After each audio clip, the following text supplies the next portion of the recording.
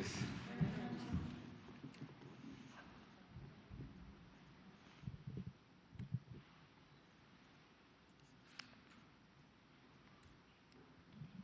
Muy buenas tardes, tardes, noches, tengan todas y todos las y los reporteros que nos acompañan en esta conferencia de prensa. Y sobre todo, muy buenas tardes y noches a todos y todas los que desde sus casas nos acompañan.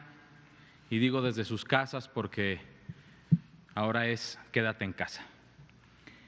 El día de hoy, domingo 29 de marzo del 2020, estamos su servidor, Ricardo Cortés Alcalá, director general de Promoción de la Salud, y el doctor Gustavo Reyes Terán, titular de la Comisión Coordinadora de Institutos Nacionales de Salud y Hospitales de Alta Especialidad. Vamos a centrarnos en dos puntos específicos: el panorama epidemiológico nacional e internacional y el plan de reconversión hospitalaria de los institutos aquí en la Ciudad de México. Iniciamos con entonces la distribución global de casos COVID-19. Como pueden ver, el globo sigue pintándose de rojo. Esto lo único que quiere decir es que la distribución es internacional. Hay más de 200 países ya con afectación de esta pandemia. Actualmente tenemos un total de 635,000 casos, cerrándolo, 635,000 casos, de los cuales el 76%, básicamente 480,000 casos, han sido confirmados en los últimos 14 días. Son los casos que actualmente son activos a nivel mundial, y hay que recordar esta famosa regla que, dependiendo de la población, se puede romper o no, pero es 80% de casos ambulatorios, 15% hospitalizados moderados, 5% hospitalizados graves. Actualmente la tasa de letalidad es del 4.7%. La siguiente, por favor. En nuestro país tenemos una distribución nacional, actualmente un total de 993 confirmados, aún sospechosos hay 2.564 personas. Se han estudiado y dado como negativos a COVID un total de 4.955.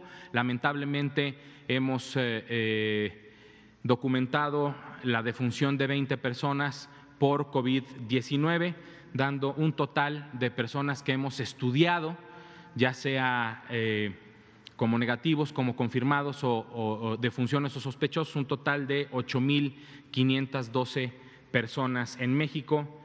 Y vemos la zona metropolitana, la Ciudad de México y el Estado de México pintado de amarillo en nuestro mapa, lo que significa que están entre 101 casos y 250 casos en esos dos estados.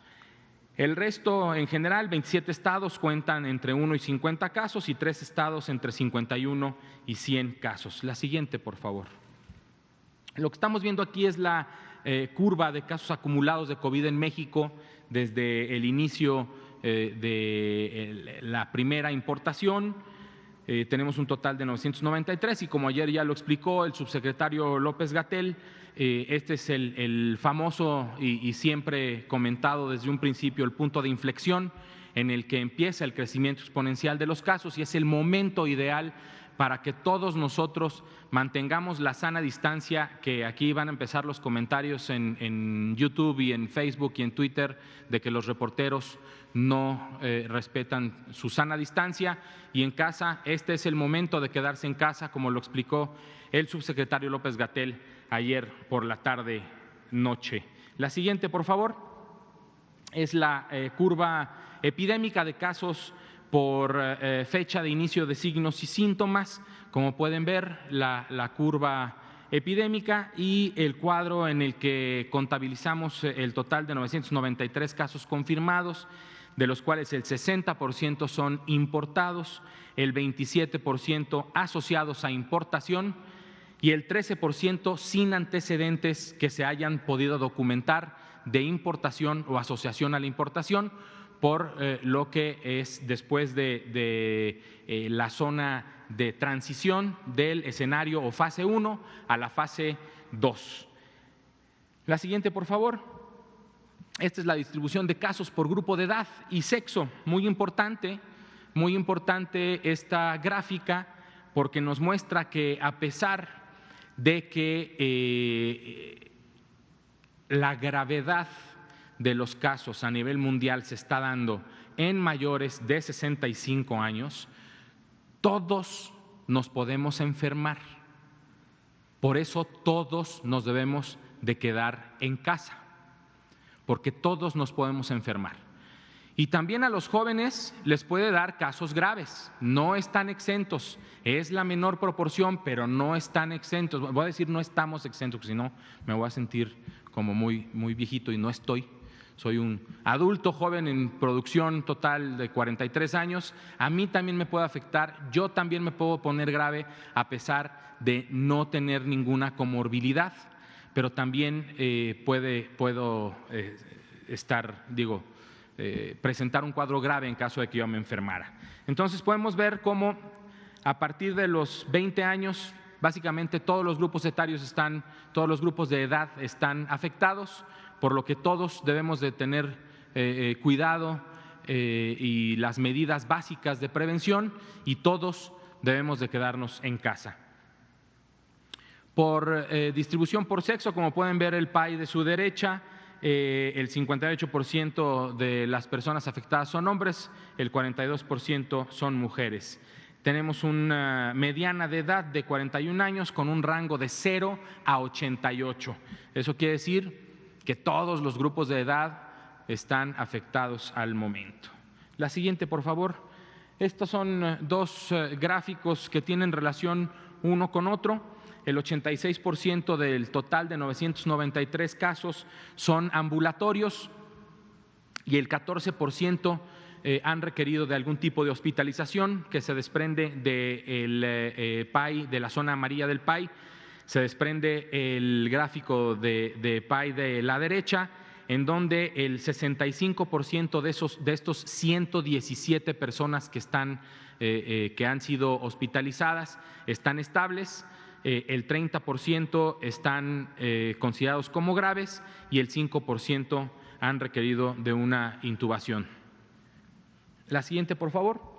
La incidencia de casos por 100,000 habitantes por cada estado de nuestra República nos muestra cómo la Ciudad de México es el estado más afectado, no solo por el número de casos, sino también por su tasa de incidencia por cada 100,000 habitantes que habitamos esta ciudad, pero también el estado de Quintana Roo, que a pesar de tener menos de 50 casos, su tasa de incidencia es similar a la de la Ciudad de México. Por eso, esta gráfica también nos muestra la importancia de que todos, en toda la República, nos debemos de quedar en casa. La siguiente, por favor. Vamos a empezar a ver las defunciones, las personas que lamentablemente han perdido la vida asociadas a esta enfermedad por edad y sexo. Como pueden ver, a partir de los 35 años se han presentado al menos una defunción, con un rango de 37 hasta 77 años, mayormente hombres son los que han fallecido, y los grupos que más fallecimientos han presentado, los grupos de edad, son de 55 a 59 con 5 defunciones, y de mayores de 65 con otras 5 defunciones. Eso es la mitad de las defunciones que hemos presentado, que son en total 20, como ya lo comenté. La siguiente, por favor. Como ya también lo hemos presentado en otras ocasiones, obesidad, hipertensión y diabetes son las 3 principales enfermedades asociadas a las muertes por COVID, enfermedades comorbilidades que tenían las personas que fallecieron por esta enfermedad, pero también un 15% han presentado, además de COVID, insuficiencia renal crónica y enfermedad pulmonar obstructiva crónica, el 5% el tabaquismo y otro 5% inmunosupresión, ya sea adquirida o por enfermedad o por fármacos que pueden también ocasionar la inmunosupresión. La siguiente, por favor. Este es un mensaje que debemos de tener todos en mente, y también así cerraremos la conferencia de prensa una vez que el doctor Reyes Terán nos platique sobre la reconversión hospitalaria, y luego pasaremos a preguntas y respuestas. Doctor Reyes Terán, la siguiente, por favor. Muchas gracias, Ricardo, y gracias a ustedes por estar aquí. Buenas noches nuevamente.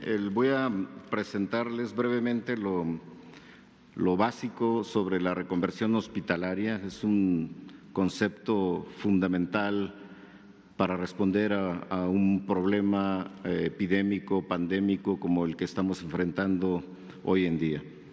El objetivo general de una reconversión hospitalaria no es coordinar e integrar la respuesta hospitalaria para la atención de pacientes graves, en este caso por COVID-19, como modelo de reconversión. Es importante considerar y reconocer que hospitales como el Instituto Nacional de Enfermedades Respiratorias o el Instituto Nacional de Ciencias Médicas y Nutrición Salvador Subirán han hecho esto previamente cuando tuvimos la pandemia por influenza A, H1N1, y cada invierno regularmente el INER hace reconversiones hospitalarias para poder mantener estables o atender médicamente a los pacientes graves con influenza. Sin embargo, la carga de la enfermedad esperada en esta pandemia por COVID-19 hace que no solamente estos dos hospitales, sino la mayoría de los hospitales del país tengan este concepto y adopten este modelo de reconversión hospitalaria. Me voy a centrar mucho en esta breve explicación sobre la reconversión hospitalaria en lo que es la Ciudad de México y el Estado de México, el que, importante decirlo, muy probablemente serán los sitios, las regiones donde se presentarán la mayor cantidad de casos graves que requieran hospitalización. Estoy hablando no por tasa de incidencia, sino por número de personas que van a requerir una atención hospitalaria. ¿Y me pasa la que sigue, por favor? Importante, antes que cualquier otra cosa, es que cada hospital y sus directivos consideren estas verificaciones de la capacidad con que se cuenta en este momento, el momento inicial de la pandemia, y es primero una lista de personal y de especialidades, sus fuentes de oxígeno y aire y tanto número como la utilidad que deben de darse a cada una de las camas que se necesitan para atender a los pacientes graves, el número de ventiladores mecánicos también y su utilidad, la cantidad de sus monitores y la integridad de sus módulos y sensores, la eficiencia de los compresores de gases en litros por hora. Esto es un aspecto importante que debe tomarse en cuenta. Es decir, no en cualquier espacio se puede poner una cama y atender a un paciente grave. Se necesitan reunir condiciones muy particulares para que realmente se considere un cuarto que pueda dar los cuidados intensivos que una persona grave o en estado crítico se encuentra. La eficiencia de los generadores eléctricos y las plantillas auxiliares, tener el número de camas totales que podrían atender en una contingencia como esta, hasta no solamente en la situación actual, sino pensar en una segunda etapa y en una tercera etapa de reconversión, es decir, utilizar el máximo espacio posible en los hospitales y en ocasiones en otros espacios para poder atender debidamente a los pacientes que lo requieran. Al iniciar la afluencia de pacientes con COVID, debe suspenderse los servicios de atención ambulatoria y también las cirugías selectivas para contar con el mayor número de personal dedicado al problema. Obviamente, no en todos los hospitales, es necesario tener una coordinación entre hospitales para seleccionar los que predominantemente verán a los pacientes con COVID-19, como se ha hecho hasta ahora, y seleccionar a los hospitales que no verán predominantemente a los pacientes con COVID-19, que sirvan de apoyo para los pacientes que no puedan atenderse en los hospitales COVID o en los hospitales que predominantemente atenderán al COVID en sus formas graves. Esto para mantener la atención no solamente al COVID-19, a los pacientes con COVID-19, sino también a los pacientes que tengan otras enfermedades, desde luego. Y proyectar, cuando se está a un 50% de ocupación en cada una de las fases, el número de camas disponibles, proyectar las necesidades de una nueva capacitación a nuevo personal que podría ser requerido para transitar a la fase 2 o fase 3. Cuando hablo de fases, hablo de las fases de la reconversión hospitalaria, para no confundir con las fases o los escenarios que hemos planteado de la epidemia en México, de la pandemia. Si me pasa la que sigue, por favor. Y conforme van llenándose las camas disponibles, uno obviamente tiene que ir pensando en cómo evolucionar hacia la fase 2 y cuando la fase 2 se complete hacia la fase 3 de ocupación de las camas. Si me pasa la que sigue. Poniendo como ejemplo lo que estamos haciendo en Ciudad de México, en el Estado de México, donde estamos utilizando a los institutos nacionales de salud, a los hospitales federales de referencia y a los hospitales regionales de alta especialidad para poder interactuar coordinadamente entre todos y mantener los hospitales que van a ver pacientes con COVID en sus formas graves lo más desocupado posible. Y esto solamente se puede hacer con una buena interacción entre los centros que hemos llamado centros COVID y los centros no COVID. Dentro de los centros COVID pues están el Instituto Nacional de Enfermedades Respiratorias, el Instituto Nacional de Ciencias Médicas y Nutrición Salvador Subirán, está el Hospital General de México, el Hospital Juárez de México, el Hospital Gea González, que actúa como un híbrido de atención tanto a pacientes con COVID como a pacientes no COVID, y el Hospital Infantil de México, inicialmente como el Instituto Nacional de Salud que atenderá a pacientes, niños o menores de 18 años con COVID-19 grave. Y los no COVID, pues está el Instituto Nacional de Cancerología, el Instituto Nacional de Cardiología, el Instituto Nacional de Rehabilitación, el Instituto Nacional de Pediatría, inicialmente al menos, y el Instituto Nacional de Perinatología. Si me pasa la que sigue.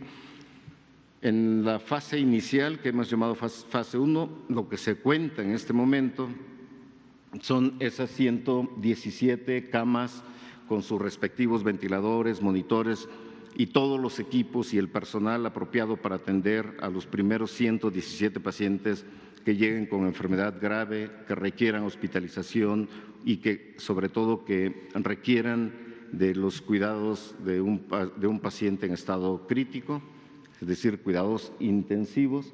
En una segunda fase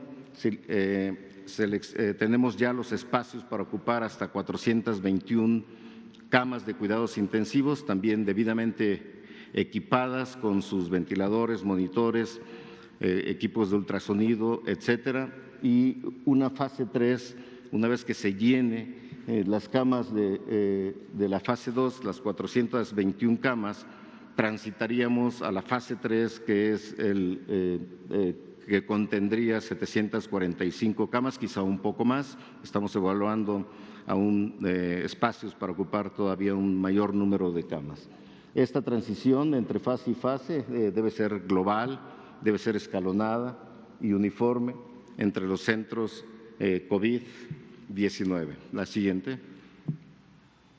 Y lo más importante de todo esto es reconocer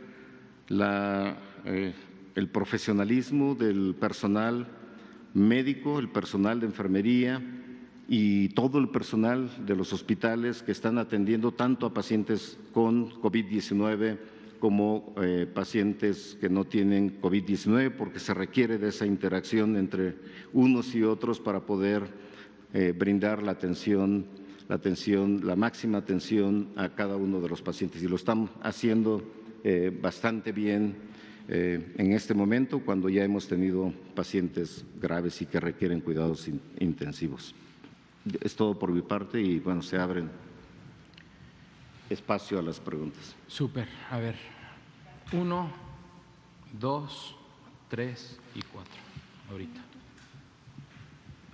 Gracias, buenas noches. Nada más para precisar, doctor Gustavo Reyes, las camas se acumulan, o sea, yo hago la sumatoria y me dan 1,283 camas que estarían disponibles. Así ¿cierto? es. Ok.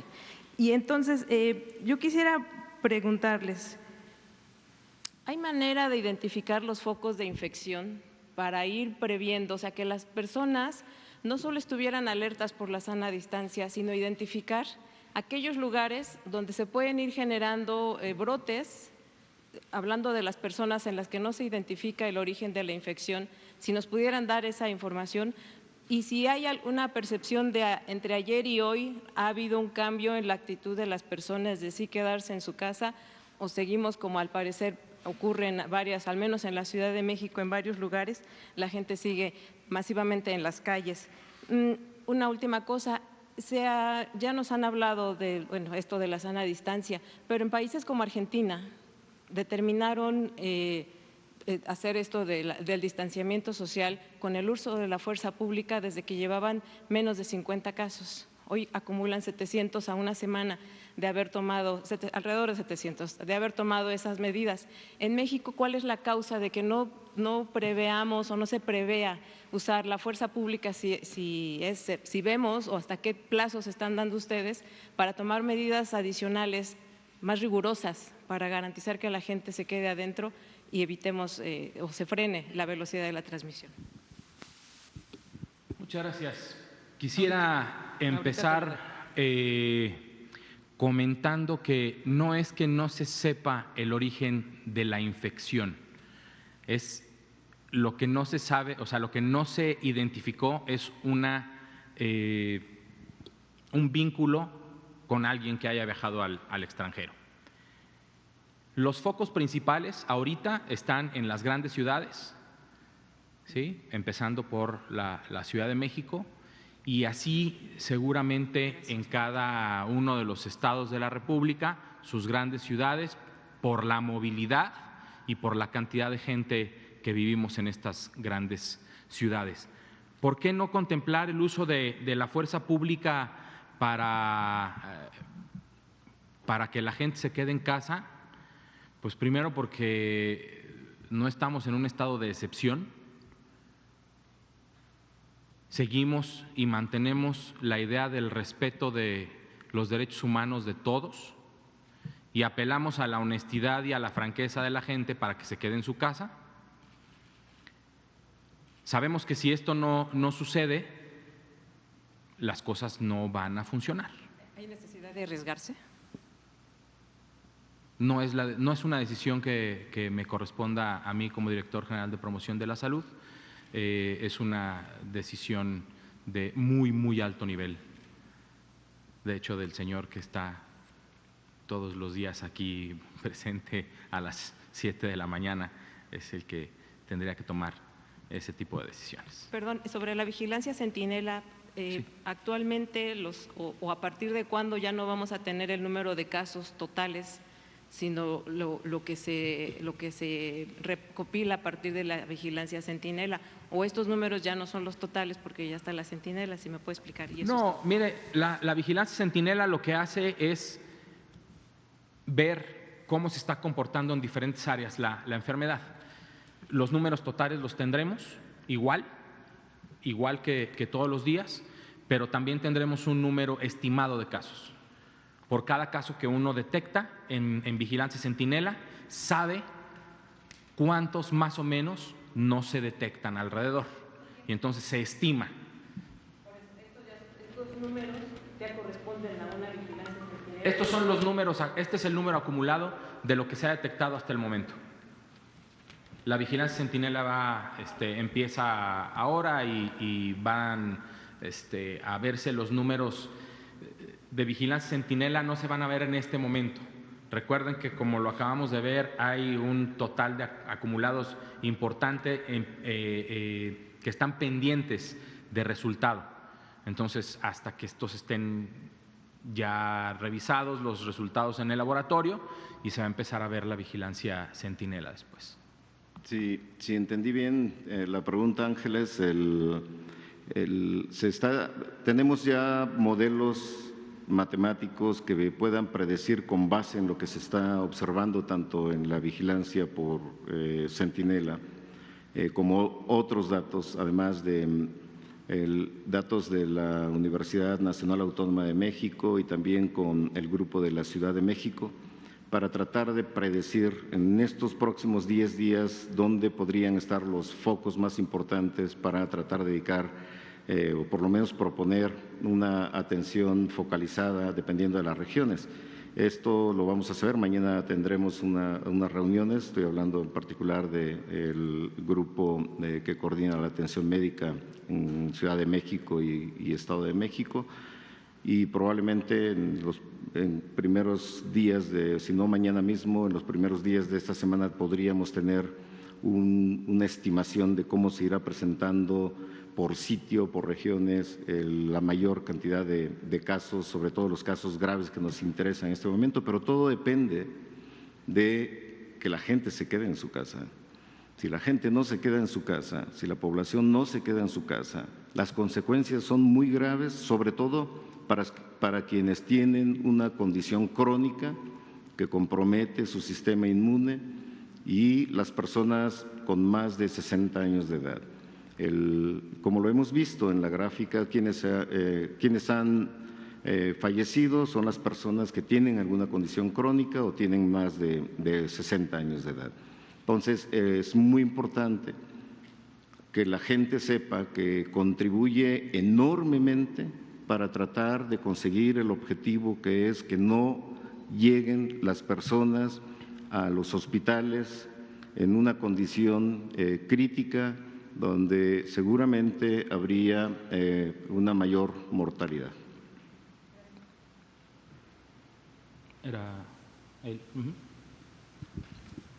Gracias, doctores. Buenas tardes. Luis Francisco Soto, del Sistema Público de Radiodifusión, Canal 14. Doctor Gustavo, al respecto de la cantidad de camas y espacios para la atención hospitalaria de estos casos graves, quiero preguntarle cómo va a ser esta coordinación con las Secretarías de la Defensa Nacional y la Secretaría de la Marina, que ya anunciaron, ¿verdad?, que están haciendo pues este inventario de la cantidad de camas y de espacios que se van a ofrecer. Y bueno, saber si va a ser de manera conjunta con ustedes, con los institutos nacionales, o será una vez que, digamos, haya sido cubierta ya la cantidad de camas, espacios disponibles, y entonces pasarían a los hospitales administrados ya sea por la SEDEN o la CEMAR. Y en una segunda pregunta, el fin de semana pasado el presidente López Obrador habló de 17 hospitales que serán habilitados a más tardar el mes de abril. Preguntarles si estos 17 hospitales, en qué estados van a estar ubicados, si van a ser, como ya comentaban ustedes, en estas regiones más urbanizadas o con más amplias en términos demográficos.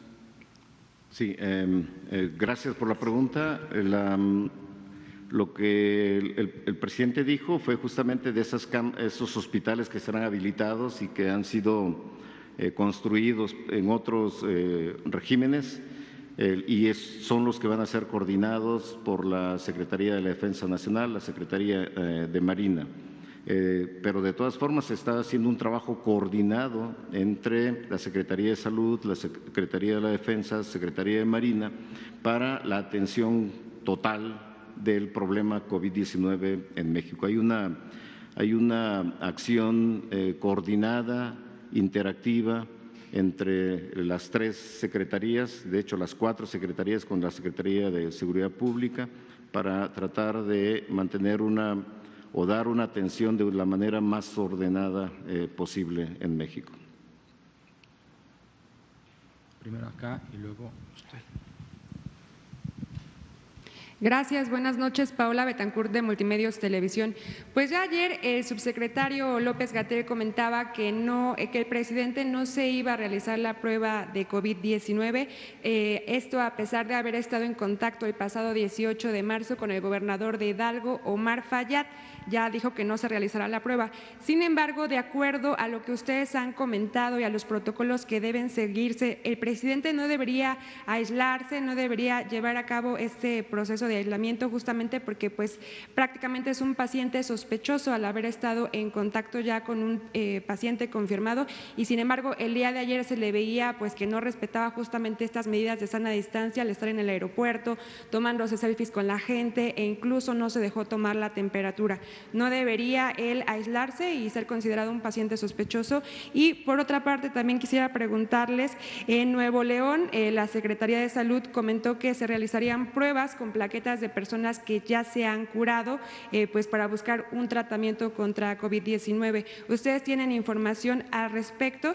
Y mi tercera pregunta es, el viernes se informó sobre 5 trabajadores del IMSS que fueron confirmados por COVID-19. ¿Este registro ha crecido o hay pacientes sospechosos a raíz de estos 5 casos confirmados de pacientes de médicos del IMSS? Bien, si me permite, Ricardo, rápidamente, el presidente no es un caso sospechoso, no cumple la definición.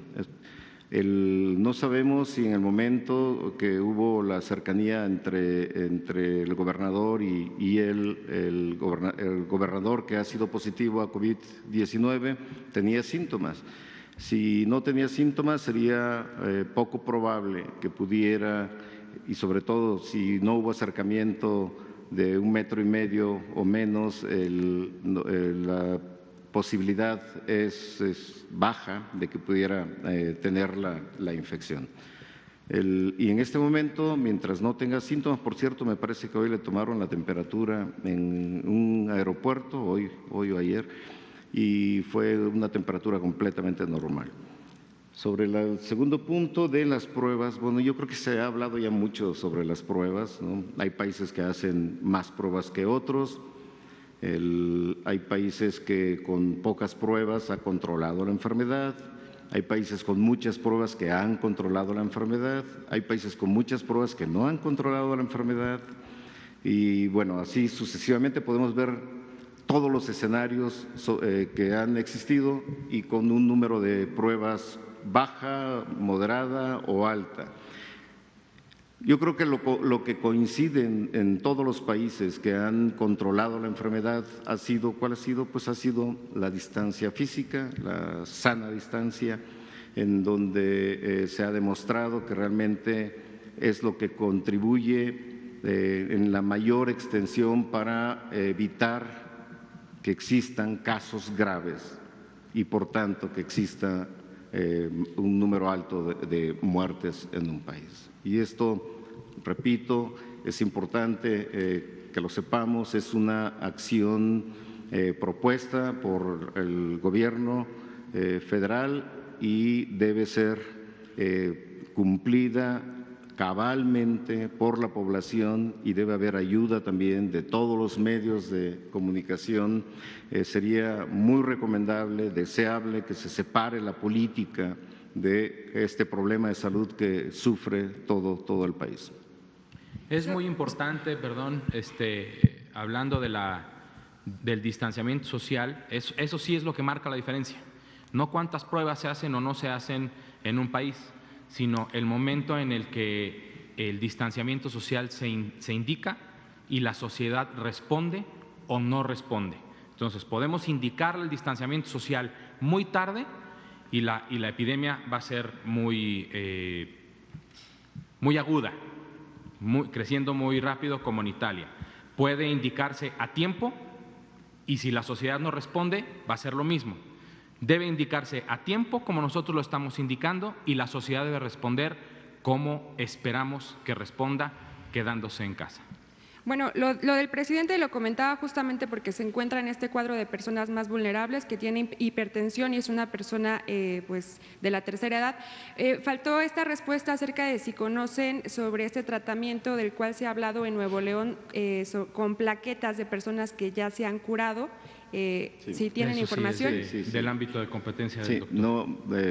no es con plaquetas, no es un procedimiento nuevo, se ha utilizado antes en varias enfermedades, es extraer el plasma, plasma es el componente líquido de la sangre, sin células, y donde van los anticuerpos que se forman contra un virus. Entonces se presume que las personas convalecientes que han ya superado la enfermedad ha sido porque han tenido una muy buena respuesta de anticuerpos que han neutralizado el virus, y por tanto, si uno obtiene ese plasma, le hace un tratamiento y lo retorna a otro paciente que tiene la enfermedad, se ha planteado la hipótesis que podría ser útil para curar o mejorar la curación o ayudar a la curación a esa persona enferma. Ese es el concepto.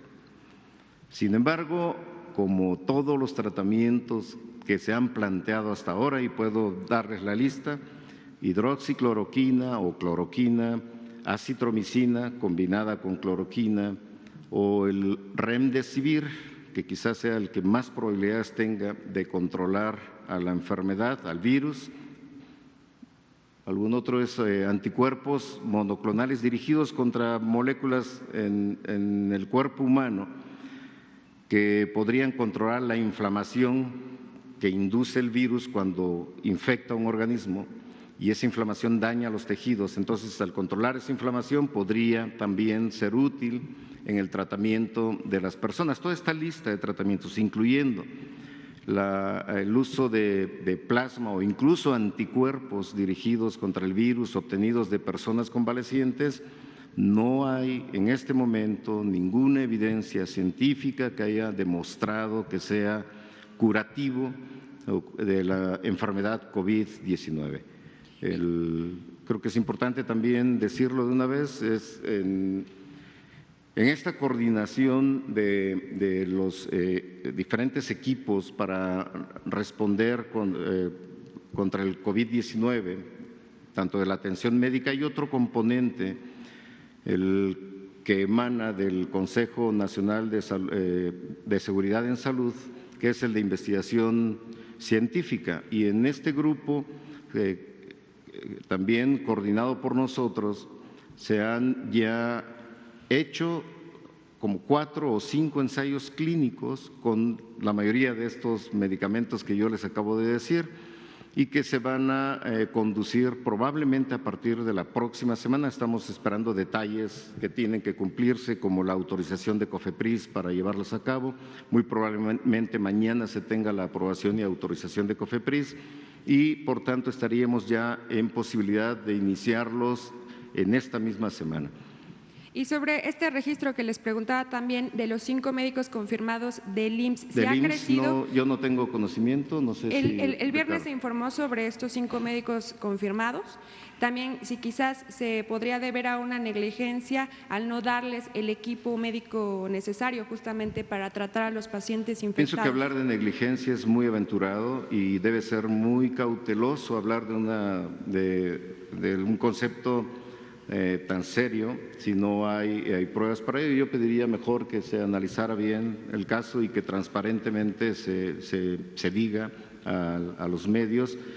La transparencia en una pandemia es crítica, es fundamental, y eso es lo que ha hecho el gobierno justamente desde el principio del problema COVID-19. Y como para cualquier caso confirmado, se estará investigando a las personas que han estado en contacto con estos médicos. Por favor, 1, 2 y 3 y 4. Blanca Valadez, reportera de Grupo Milenio. Algo que hemos detectado con la población es que decir estadísticas frías de 20 muertos y decir que hay más de 900 personas no les dice mucho. A mí me gustaría que nos dijeran quiénes son. No estoy pidiéndoles que violen la identidad de ellos, es como lo que antes hacían, que nos decían 20 años o 45 años, factores de riesgo y dónde. A mí me gustaría, digo, ya son 20 personas, perdimos la cadena desde creo que el octavo, si no es que antes. También de estas personas que no tienen antecedentes de viaje y que tampoco tienen contactos de importación, ya estamos hablando de 132 personas. Si nos pueden decir exactamente dónde quedan. Sé que tienen un portal interactivo, pero bueno, estamos hablándole a la sociedad. 132 personas que están, ¿dónde se están concentrando básicamente? Si nos pueden decir dónde están detectando estos focos rojos que nos estaba hablando también el doctor. Me gustaría primero que me contestaran esas dos preguntas y sobre el estado de poder o no, por decreto, obligar a las personas. Hay países como Austria que lo están aplicando, pese a que tienen cargando un historial de nazismo, fascismo y que no quieren volver a caer en esos sistemas, ¿no?, totalitarios. ¿Por qué no hacerlo en México? Allá son 8.8 millones de personas, aquí somos 123 millones de personas y afuera de Palacio Nacional hay un grupo danzante a todo lo que da bailando. Entonces, sí me gustaría que me contestaran puntualmente esas tres preguntas. Gracias. Creo que la primera,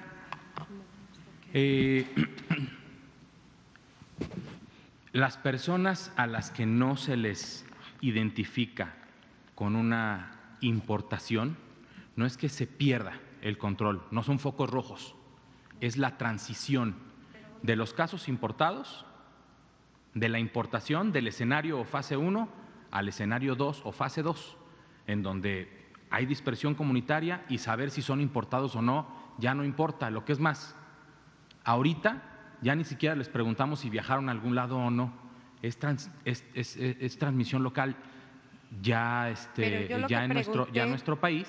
Y entonces deja de tener importancia el hecho de tener un contacto con el exterior. Pero por lógica tienen que estar ubicados en un lugar más concentrados. Hablaban de las grandes ciudades, ¿no?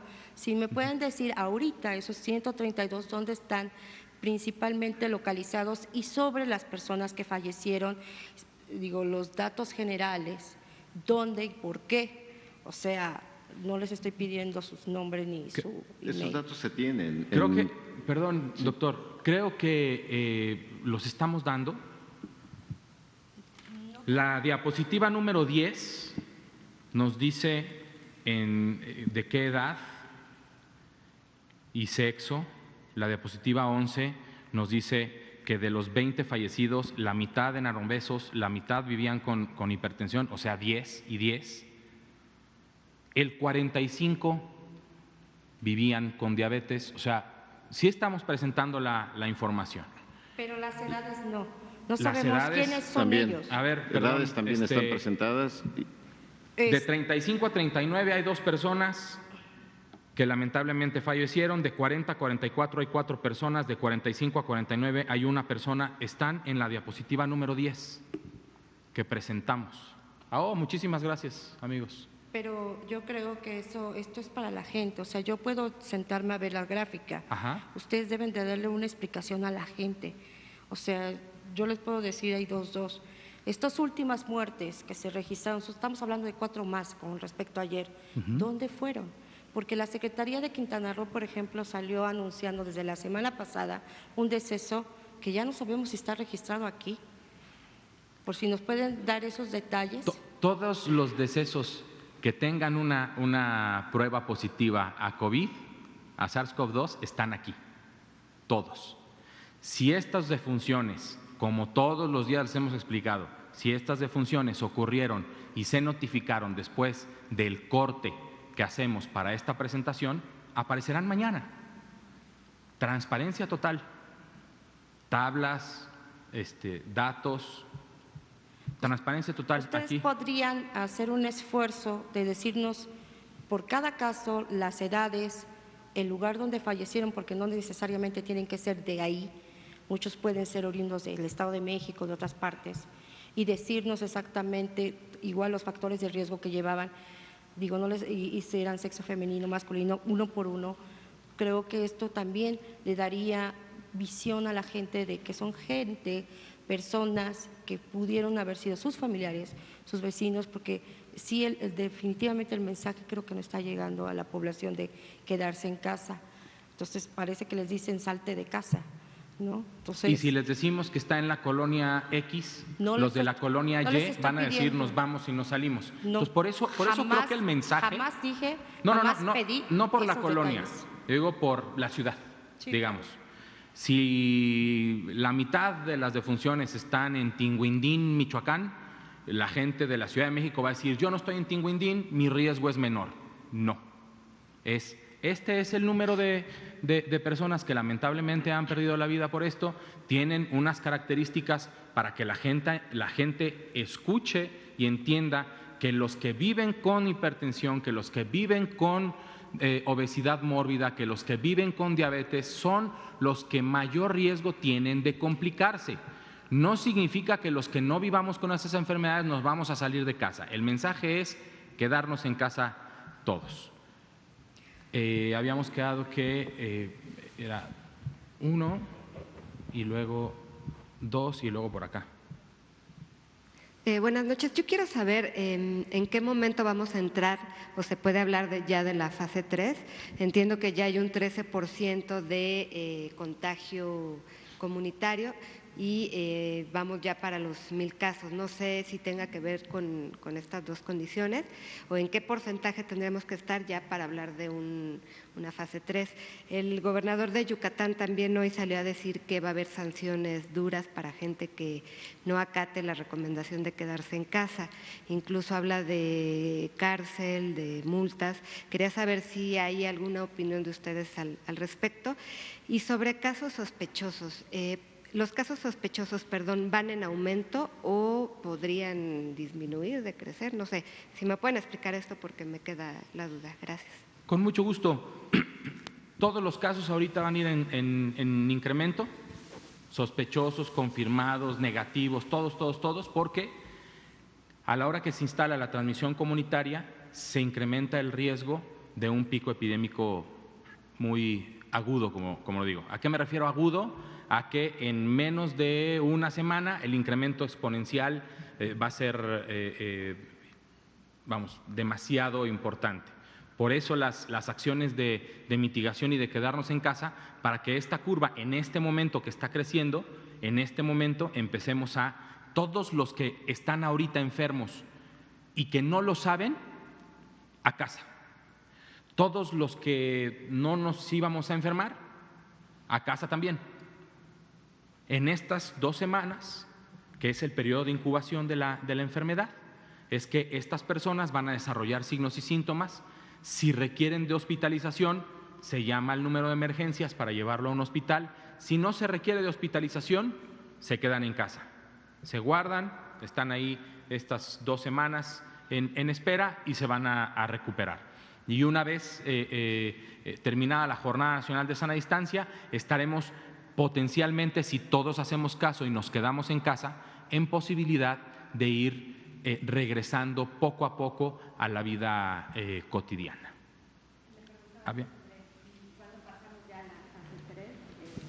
El escenario 3, el escenario epidémico se da cuando los brotes son a nivel nacional en todos los estados, que son de mayor número y que, y que sí, el umbral de 1,000, no es que a la hora de 1,001 ya estamos en epidemia, pero sí ya es hablar de miles de casos, porque estarían dispersos y con muchos brotes a nivel nacional, pero precisamente eso es lo que vamos a evitar quedándonos en casa. Y sobre las declaraciones que hace el gobernador de Yucatán respecto a tener cada estado es libre y soberano de tomar sus decisiones sobre la población a la que gobierna.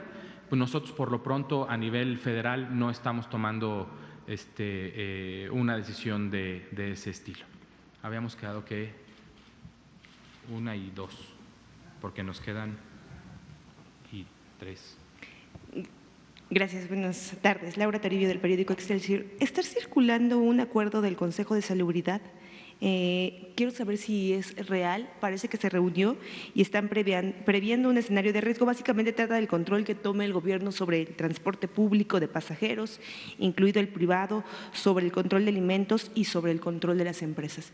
Quiero saber si está de acuerdo. El Consejo de Seguridad General no se ha reunido desde la última vez que se reunió y que abierta y transparentemente se notificó. La otra pregunta es, ¿cuánto cuesta esta reconversión de hospitales? Si nos pudiera decir, doctor Gustavo Terán. Usted el pasado 10 de marzo emitió una circular en la que decía que no había insumos, que faltaban médicos, que faltaba personal de químicos, camilleros.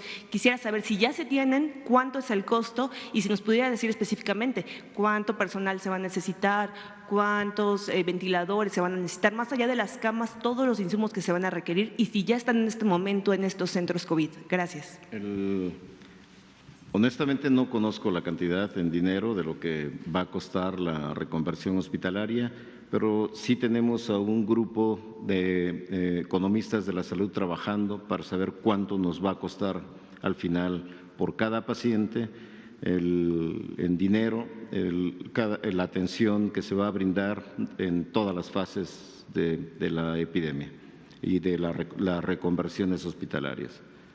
¿Pero ya se tienen los insumos que usted ha Los insumos ya se tienen en este momento en los hospitales para atender esta primera fase.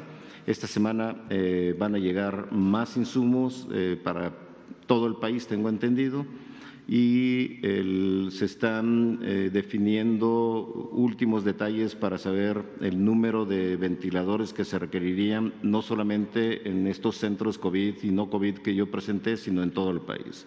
¿Cuántos médicos más les llegaron para estos 6 centros COVID que ya se ha mencionado en estas mismas conferencias de que el INSABI abrió una convocatoria, el Seguro Social también abrió una convocatoria. El número exacto de personas ya reclutadas y contratadas no lo sé, pero seguramente se dará a conocer en los días próximos el número exacto y seguramente este número irá aumentando conforme se irán necesitando en cada una de las fases de reconversión y de atención, dependiendo por regiones y dependiendo de la cantidad de enfermos que se atiendan en cada hospital. Perdón, pero para los hospitales y los institutos, ¿cuántos ventiladores ya les llegaron de los que usted requería? El número de ventiladores es exactamente el número de camas que yo presenté. Adelante. Y monitores igual y todo. Tenemos en la primera y la segunda fase, la primera fase completos, la segunda fase parcialmente, pero se están definiendo todavía el número de los que se requerirán en cada uno de los centros para seguramente en el curso de esta semana, máximo la próxima, se tendrán ya disponibles para instalarse y probarse. Se están probando en este momento para realmente saber que cumplan con todas las condiciones que se requieran. Buenas noches. Preguntarles cuánto tiempo les tomaría la reconversión de estos hospitales y en caso, pues que no es deseable, pero en el caso de que alguien, que se desbordara pues el número de casos que tengan que recibir, ¿qué va a pasar con quienes no alcancen una cama, por decirlo de alguna manera? Sí, la transición entre fase y fase es inmediata, porque cuando se ha ocupado el 50% de cada fase, se planea ya la entrada de la segunda fase. Justamente se planea al 50%, es un número arbitrario, pero que hemos calculado que servirá para que cuando se ocupe el 100% de las camas en la primera fase, se tenga ya listo el número de camas de la segunda fase y así también para la tercera fase. ¿No se prevé que se llegue en algún momento a que haya algún paciente, Dependerá mucho que no y confiamos en la población, es fundamental quedarse en casa. Solamente así evitaremos que los hospitales se desborden, porque ningún país podrá tener el número de camas suficientes en una pandemia si la población, si los medios de comunicación no ayudan en todo y de manera interactiva y coordinada para mantener a la población fuera del contacto con el virus. Que recuerden siempre que salgan, cuando se preguntan ¿salgo o no salgo de mi casa? Un virus los está esperando afuera Y a lo mejor si son jóvenes y no tienen ninguna enfermedad crónica, no les pase nada, puede no tener síntomas, pueden tener síntomas leves o moderados, pero que no olviden nunca que van a regresar a sus casas y podrán transmitir el virus a las demás personas. Y esto es justamente lo que se trata de evitar cuando uno insiste en el quédense en su casa. Última pregunta. Finalmente, director, nada más permítame hacer una última pregunta. Ustedes como especialistas, ¿qué recomiendan? ¿Cómo recomiendan que deben ser las actividades en los 3 niveles de gobierno, municipal, estatal y federal? ¿Cómo deben de ser sus actividades ya? Solo las esenciales y todos a casa. Es decir, por ejemplo, conferencias de prensa en la Ciudad de México ya veíamos que se tenía la exposición de que en unos días van a ser virtuales. ¿Es momento de que las conferencias de prensa continúen o tengan que detenerse? Es un tema que tendríamos que hablar con el titular de la vocería y con el presidente de la República. Última pregunta. Sí, bueno, sí, Carlos Padilla de la revista Zócalo. En varias ocasiones nos han dicho ustedes que las personas que pudieran tener síntomas de estar contagiadas, pero que no tengan insuficiencia respiratoria, podrían quedarse en casa. La pregunta es, si se quedan en casa y recomiendan ustedes reposo, ¿algún medicamento recomiendan mientras esas semana o 2 semanas se mantienen en casa sin ser hospitalizados? ¿Qué deben de tomar? ¿Qué debe de hacer la gente en ese momento? Y el cuidado de los enfermos a los hospitales, ¿qué recomiendan ustedes? Por último, nada más, en los hospitales que van a ser reconvertidos, ¿qué va a ocurrir con los enfermos de especialidades? ¿Qué va a pasar con ellos? Por favor. Sí, no hay tratamiento específico para el virus en este momento. Cada médico puede ser libre de prescribir los medicamentos que se han propuesto con base en anécdotas de que son útiles, como la hidroxicloroquina, como algún antirretroviral, como el medicamento que esté disponible, son libres de prescribirlos. Sin embargo, pues no hay evidencia científica de que sean útiles en este momento. Y desafortunadamente tendremos que esperar a que se terminen los ensayos clínicos para saber si realmente son eficaces o no son eficaces. ¿Qué medicamentos tomar? En general se recomienda, primero es mantenerse aislados, eso es lo más importante. Si los síntomas son muy leves y se tiene fiebre, pues solamente medicamentos para la fiebre. El más recomendado en cualquier parte del mundo es paracetamol y nada más. No hay más que hacer que mantenerse aislado, esperar que la respuesta inmune contenga el virus y puedan entonces ayudar a superar lo más pronto posible la infección por el SARS coronavirus 2. Eso es la conducta médica y la conducta de las personas que están con la infección en cualquier parte del mundo, en cualquier ciudad del mundo. Para el traslado de enfermos a los hospitales. Hay todo un sistema de traslados dependiendo si la persona tiene seguro social, si tiene ISSSTE, si tiene seguridad social por cualquiera de las instituciones, o si no las tiene, también existe un mecanismo en el caso de la Ciudad de México, y es lo mismo que debe estar ocurriendo en el resto del país. Cada jurisdicción sanitaria se hace cargo de ponerse en contacto con la persona gracias a este llamado por teléfono, de tomar la prueba, de tomar la muestra para hacer la prueba. Si resulta positiva y no amerita ir al hospital, se mantiene en casa. Si amerita ir al hospital, se traslada a los hospitales. Bien, la reconversión, ¿qué va a ocurrir con los enfermos de cáncer, de otras enfermedades? Es parte del programa y de las acciones que exige una reconversión hospitalaria. Esto no se hace de la noche a la mañana, esto se planeó desde hace varias semanas. Se citaron a los directores generales, se planteó el programa de reconversión y, como lo puse en una de las diapositivas, equivale a reprogramar las cirugías selectivas, la consulta ambulatoria y el traslado de pacientes de un hospital que va a atender personas con COVID predominantemente a un hospital que no va a atender personas con COVID predominantemente. Y esto se hizo gracias a la formación de varios equipos de trabajo, un equipo de referencia y contrarreferencia, también para desahogar al tercer nivel de atención de la consulta de primer nivel de atención. Hay un sistema, un equipo muy bien coordinado que inmediatamente transfiere al primer nivel de atención lo que debe verse en el primer nivel de atención para asegurar que un hospital de tercer nivel atienda realmente a los pacientes graves, que esto ha mejorado en los últimos días. Yo pienso que gracias a lo que se ha informado en estas conferencias.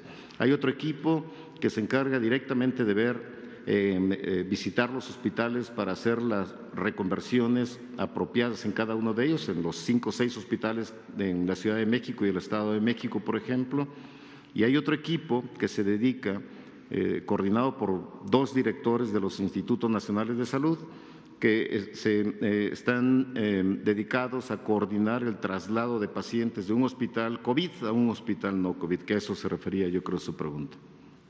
Muchísimas gracias a todos por estar aquí con nosotros. Muchas gracias a todos en casa. Quédense en casa.